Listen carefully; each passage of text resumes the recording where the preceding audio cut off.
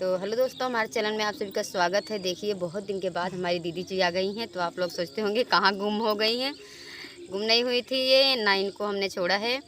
और बस ये इंतज़ार करती हैं कि हम बुलाएं इनको। हम भी रोज़ रोज़ तंग आ जाते हैं कि बुलाने को। रोज़ कहीं ना कहीं जाना होता है इनका। इनके हस्बैंड जी आए हैं तो हमने कहा कि रोज़ रोज़ क्या बुलाएं, जाने दो। अभी 3-4 दिन हो गया आए हुए इनके मायके से। तो बहुत ही प्यारा गीत सुनाएंगी आज आप सबको। सुनिए, आप लोग बने रहिए। कजरी गीत। हरे रामा पियवा हरे रामा सैया मिलल मोर शराबी करम मोर फूटल रे हरी।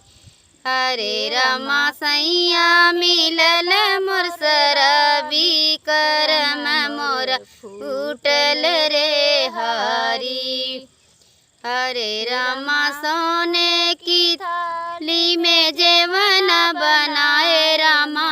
हरे रामा सोने की थाली में जेवन बनाए रामा। हरे रामा जेवना न जेवई भंगेड़ी करम मोर फूटल रे हरी। हरे रामा जेवना न जेवई भंगेड़ी करम मोर फूटल रे हरी। हरे रामा सैया मिलल मोर शराबी करम मोर फूटल रे हरी। जाजर गेड़ुआ गंगा जल पानी रामा। जाजर गेड़ुआ गंगा जल पानी रामा। हरे रामा गेड़ुआ न घोटई जुआड़ी करम मोर फूटल रे हरी।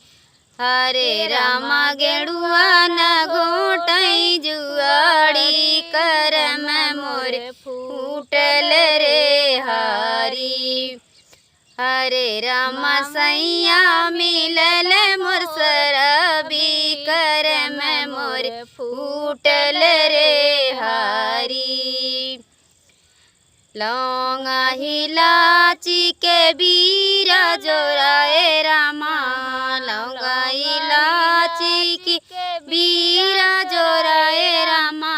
हरे रामा बीरा न कूचई न सेड़ी करम मोर फूटल रे हरी।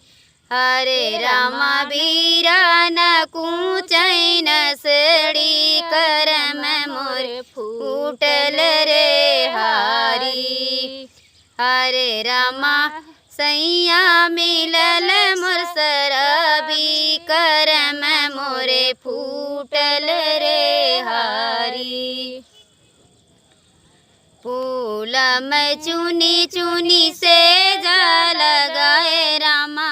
हरे फूल में चुनी चुनी से जा सजाए रामा। हरे रामा से जिया न सोवई शराबी करम मोर फूटल रे हरी। हरे रामा से जिया न सोवई शराबी करम मोर फूटल रे हरी। हरे रामा सैया मिलल मोर शराबी करम मोर फूटल रे हरी।